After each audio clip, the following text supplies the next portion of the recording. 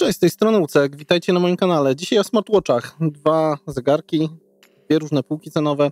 Zobaczmy, jak wyglądają, czym się różnią. Małe porównanie, czyli model Zaxer ZT3 kontra Garrett VRT. No i Garretta, o właśnie, jakieś powiadomienia przyszły, dobra, ale to o tym za chwilę. No i mamy zegareczek marki Zaxer. Jak wyglądają, co potrafią, co w zestawie, myślę, że na wstępie. Pierwsze co, to czuję różnicę dużą w wadze. Także tu na razie nie ma metalowej sprzączki, ale widać, że Garrett, który jest 2 razy praktycznie droższy niż Zaxer, czuć, że jest cięższy. I powiem wam, że na ręce, używając jednego i drugiego, no wygodniej mi się chodziło z tym modelem Zaxera, a Garrett, no czuć było, że ten zegarek trochę waży, więc to taka jedna z pierwszych różnic. Na pewno zestaw jednego i drugiego się różni. Mimo że Garrett kosztuje 2 razy tyle prawie co Zaxer, u niego mamy tylko w zestawie prostą ładowarkę. Niestety, może istety, jest to magnetyczna, ale tylko taka pinowa, więc musicie ją przyłożyć w odpowiednim miejscu. Trzyma się to w miarę sensownie.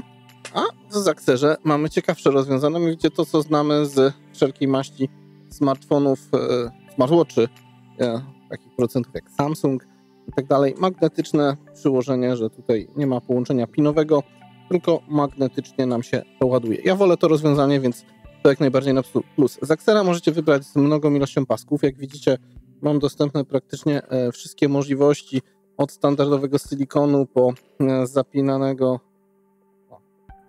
Wszyscy, którzy korzystają z zegarków, znają ten sposób zapięcia. Jest też te takie standardowe, również rozsuwane, gdzie możecie sobie to rozsunąć na ręce, spiąć tak jak trzeba, żeby było. No i również paski, które są tutaj.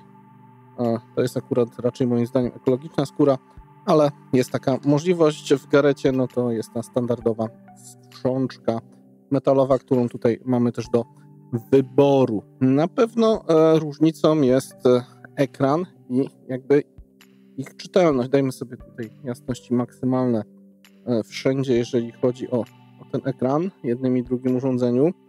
No to tutaj na pewno jasnością wybija się nam Garrett. Widzicie to na dzień dobry, że ten zegarek jest o wiele jaśniejszy, więc w słońcu i jeżeli chodzi o tego typu użytkowanie, no to na pewno Garrett tutaj będzie lepszym rozwiązaniem.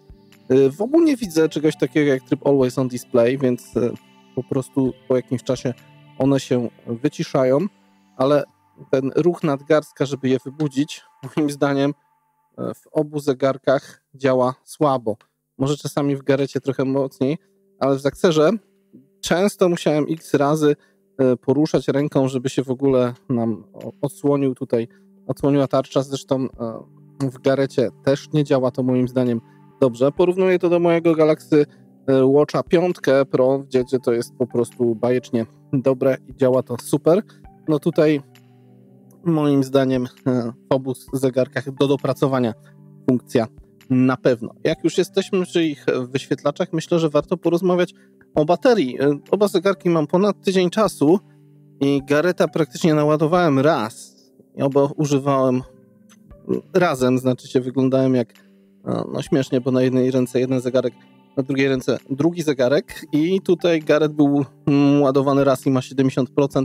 Zaxera już udało mi się do zera rozładować, czyli no tu można powiedzieć, że około tygodnia ciągłej pracy jak najbardziej tak, a Garrett no zdecydowanie więcej. Sądzę, że nawet więcej niż tydzień, półtora, myślę, że nawet i do 2 dobije, więc pod względem baterii moim zdaniem Garrett wypada o wiele fajniej. A co do baterii, właśnie tu mamy 295 mAh, a w Zaxerze jest tej baterii chyba 280, jeżeli mnie nie myli pamięć. Zaraz sobie zobaczmy. Tak, więc jest tylko... gdzie to mamy tę informację? Gdzieś mi uciekła. Sekundkę, muszę rzucić okiem, ale tak, no dokładnie, jest to tylko 15 mAh mniej, a tutaj Garrett sobie daje radę zdecydowanie lepiej. Fakt, nie chodził on na maksymalnej jasności, zresztą Zaxer tak samo. Teraz jeśli mniej więcej w takich wartościach było to używane, mniej więcej w połowie, ale tutaj na potrzeby filmu damy sobie więcej tego PAP-u, czyli tej jasności. Oba zegarki oczywiście wspierają Bluetooth 5.0, można je połączyć bez problemu ze smartfonem.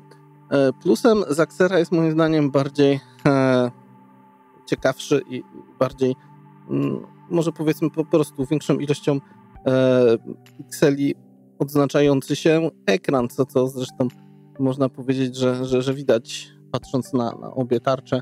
Moim zdaniem tutaj, w szczególności jak sobie gdzieś coś przerzucimy, czytelność tego wyświetlacza moim zdaniem ładniejsza jest w Zaxerze, jeżeli chodzi o ilość pikseli, którą jeden i drugi jest w stanie nam pokazać. Następne tematy, myślę, że ważne, jest kwestia wodoodporności. W Garecie mamy IP67, w przypadku Zaxera mamy tutaj IP68, więc tu jak najbardziej na plus dla Zaxera i tu się muszę zgodzić, że to fajna sprawa, przydatna rzecz. Co jeszcze? Oczywiście w Zaxerze możecie prowadzić z niego rozmowy. Ma głośnik i mikrofon. Można odbierać normalnie rozmowy i korzystać z niego w taki sposób, jak rozmawiać za pomocą zegarka. Musi być, wiadomo, połączony po Bluetoothie z telefonem. W Garecie możecie co najwyżej tylko odrzucić to powiadomienie. Nie ma takiej możliwości. Jeżeli chodzi o kwestie związane z tym, co mamy z tyłu, czyli czujnikami, oba zegarki oczywiście mierzą tętno, oba zegarki mierzą natlenowanie krwi, ale co ciekawe, Zaxer jeszcze ma ECG, czyli coś pomiędzy EKG. Wiecie, w zegarkach to można nazwać jako funkcja, która wskaże coś tam, ale to na pewno nie są urządzenia medyczne, więc bierzcie to pod uwagę. Jeszcze w obu czysto teoretycznie też możemy zmierzyć ciśnienie krwi, więc jest taka funkcja w obu, co też jest ciekawostką w tych obu zegarkach. Myślę, że na plus. Jeżeli chodzi o menu i możliwości, tutaj moim zdaniem, jeżeli chodzi o ilość funkcji, wygrywa Zaxer. Jeżeli widzicie, co możemy zrobić w Garecie, no to właśnie to przewijamy. Znajdź telefon, minutnik, stoper, pogoda, sterowanie muzyką z telefonu. Wiadomo, o co chodzi. Tlen we krwi, to co wam powiedziałem, BPM-y, czyli no właśnie blood pressure, to będzie tak trzeba rozumieć, czyli ciśnienie krwi, mierzenie snu. W obydwu też jest oczywiście. Jest puls, aktywność, ucieka. Rejestr aktywności fizycznej, możemy sobie wybrać treningi. No tu za dużo, jak widać, nie ma. Zresztą w jednym i w drugim powiedział, że tych możliwości treningów jest mało. No i aktywności, co robiliśmy aktualnie. Dzisiaj nie używałem, tylko służą dzisiaj do nagrań. Więc tak to wygląda. Od góry mamy tryb nocny, czyli nie przeszkadzać tak naprawdę, ustawienia, gdzie tutaj zbyt dużo tych rzeczy tak naprawdę możemy sobie ustawić coś do wyświetlacza. Kwestie wibracji, język, oczywiście oba mówią po polsku, jeżeli chodzi o tego typu tematy. No, to jest praktycznie wszystko. No, co tu jeszcze jest? Tryb, gdzie możemy sobie znaleźć telefon. No, ten jest teraz sparowany chwilowo, więc zaczął w ogóle dawać dźwięki. Zresztą słyszeliście mniej więcej, jak to głośno jest. Oczywiście kwestia jasności, informacja o baterii, połączeniu. Co jeszcze, jeżeli chodzi o przyciski? Tutaj mamy szybki przycisk do właśnie tętna. Tu możemy praktycznie przerzucać koronka, mimo że się kręci, jest praktycznie nieaktywna. Jeżeli chodzi tu jeszcze o dolny przycisk, mamy skróty do wszelkiej maści aktywności. A co w Zaxerze? Tutaj jest moim zdaniem tego o wiele więcej. Dajmy sobie jasność maksymalną. No i co? Po pierwsze mamy od góry skróty, informacja telefonu, bateria, dzień i tak kwestie związane z tym, informacje, żeby to ewentualnie połączyć. Jest też możliwość Alipay. Nie korzystam, nie jestem w stanie sprawdzić, więc tylko taka informacja o tym, że to tutaj jest. Tu jeszcze jest też szybki skrót, jakby widzicie, możecie przesunąć do ustawień, nagrywania związanych tematów z datą, budzikami, tego typu tematy. Z lewej strony też macie takie menu szybkich skrótów. No i tutaj widać, że mimo, że rozdzielczość fajniejsza w Zaxerze, ale ta jasność, no trochę widzicie w tych nagraniach, Gareth na maksymalnej jasności wypadał lepiej. Tu macie skrót do ostatnio użytych tematów, możecie bezpośrednio zobaczyć, czy jest telefon połączony, chociaż dziwnie, zamiast informuję was, że jest połączony, ale żeby wejść, zadzwonić, trzeba wejść w aplikację. Tu macie przerzucanie między takimi widgetami, które można sobie tutaj dodać, usunąć, przytrzymując je trochę dłużej. Jest praktycznie to, co sensowne, to tutaj widać. Od dołu mamy listę aplikacji. No i tutaj rzeczy, które możecie zrobić w tym Zaxerze, naprawdę jest wiele. Znajdź telefon, to jest rejestr chyba połączeń. Tutaj mamy informacje o językach, natlenowanie, to jest pomiar ciśnienia krwi. Ojoj, tu mamy przywróć ustawienia fabryczne, to będą czasy pewnie wibracji, albo na ekranie raczej. No właśnie, jeżeli chcecie gdzieś sobie coś wrócić, to można użyć któregoś z przycisków. Pogoda, to jest mierzenie ECG, czyli tego EKG, tu jest ekran domowy, czyli powrót do niego. Wiadomości, wyłączenie, kwestie budzikowo-alarmowe. Teraz włączyłem w ogóle, gdzie to jesteśmy. No, tutaj mamy pogodę, ECG to już było. Wyłączenie, budziki, alarmy, ustawienia, zapisane trasy, jak żeście zrobili, dzwonienie. I tu możecie normalnie sobie zadzwonić z tego zegarka. Rozmowy, głośność wystarczająca. Osoby, którymi rozmawiacie, też was słyszą, więc nie jest źle. Co my tu mamy dalej? To jest kwestia tętna. Jest też kwestia dla pań, myślę, że przydatna, jak widać, wyświetlona. Oczywiście tutaj mamy aktywności, których też nie ma tutaj za dużo. Jest może, brakuje, nie wiem, na przykład moim zdaniem roweru wewnątrz, że sobie treningowe, tak jak ja czasami robię, sobie na nim jeżdżę. Co my tutaj jeszcze mamy? Tutaj właśnie to możemy dodać jakiś kod QR za pomocą aplikacji i sczytywać. Fajna rzecz w ogóle, że jak przyłożycie, można tak zaprogramować, że przykładając ten zegarek do telefonu, po NFC na przykład komuś od razu przesyła wasz adres mailowy. Fajna sprawa. Rejestrator, książka, oczywiście tu jest temat związany z pogodą. Tu jest latarka, że możecie podświetlić sobie zegarkiem dziurkę od klucza. No jest taki tryb, że sobie nie przeszkadzać, wyłączenie, znaczy zegarek działa, ale na ileś tam godzin nie będzie wam marudził. No i tu info o samym zegarku, więc tu ustawień wiele. Koronka jest aktywna, ale w dziwny sposób, że za jej pomocą możecie przesuwać po tarczach, których tutaj trochę jest. No więc tak to wygląda i jeszcze oczywiście tutaj mamy aktywności. Więc jeżeli chodzi o kwestie związane z możliwościami zegarka, no to tutaj Zaxer daje wam o wiele więcej jakby opcji, które możecie sobie wykorzystać. Oba zegarki palcują się w stopniu podobnym, co niestety tutaj widzicie, próba walczenia z tym jest jak walką z wiatrakami. Niestety taki urok, że zegarki mają to do siebie, że się palcują i trzeba je co jakiś czas wyczyścić, w szczególności jak chcecie coś do filmu sobie nagrać. Nie porysowały się, jeżeli chodzi o kwestie związane z wyświetlaczami, więc pod tym względem spoko.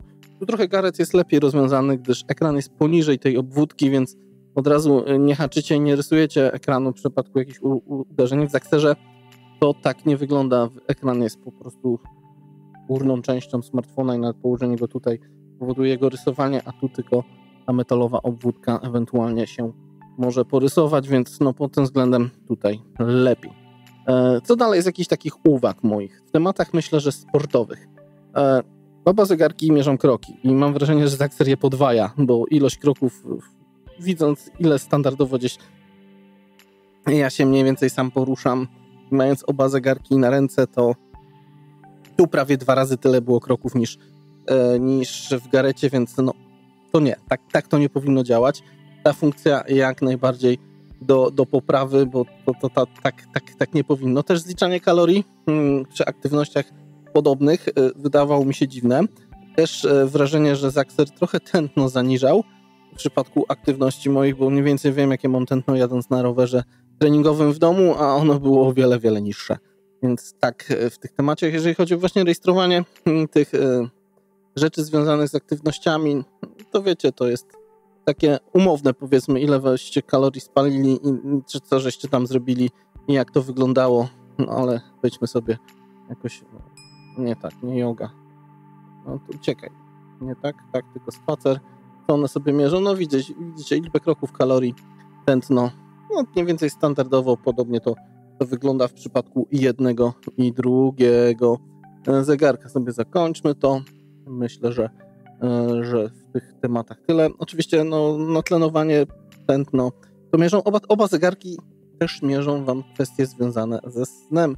I tutaj coś tam pokazują, ale to przejdziemy do aplikacji i zobaczmy, jak wygląda kwestia, jeżeli chodzi o aplikacje w obu tych zegarkach, czyli tak naprawdę co one nam pokazują. A myślę, że zanim do tego przejdziemy, to właśnie kwestia powiadomień. W Zaxerze dostajecie tylko takie zajawkę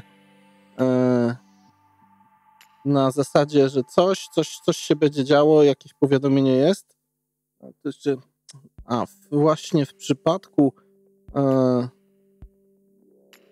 Garreta te powiadomienie jest trochę bardziej, moim zdaniem, większe, czyli więcej możecie się tutaj dowiedzieć z niego. Bardziej sposób powiadomień w Garrecie mi się podoba. Chociaż do ideału, jak to jest w moim Samsungu prywatnym, to jeszcze daleka droga między jednym i drugim zegarkiem. Oba mają aplikacje. Zaxer działa na Wear Pro, a Garret działa na OnWearze. Jak to wygląda w przypadku Wear Pro? Co możecie... Żebyśmy sobie tutaj zobaczyli, co możecie zrobić. No, macie standardowe ekrany, gdzie są rzeczy związane, które wam pokazują. No i właśnie miesiąc, jakieś tematy związane ze snem. Zobaczmy. Tu miałem jakieś rejestracje. Co on rejestruje? 5 godzin. No i to jest dziwne, bo śpię 2 razy tyle. Co najmniej 8 godzin, on rejestrował 5. Dziwne. No cóż, to nie do końca działa. Moim zdaniem tętno, w miarę rozsądnie moim zdaniem, mniej więcej tutaj on sobie notował, jak mnie pamięć nie myli, więc tu jest wykresy, jest pomiary ciśnienia. No, powiedzmy, że w miarę takie, jakie ja mam, to tutaj się w miarę to działa, chociaż wiecie, ten pomiar taki zegarkami to jest jaki jest. Jeżeli chodzi o to, co on nagrywa, gdzie to będziemy mieli?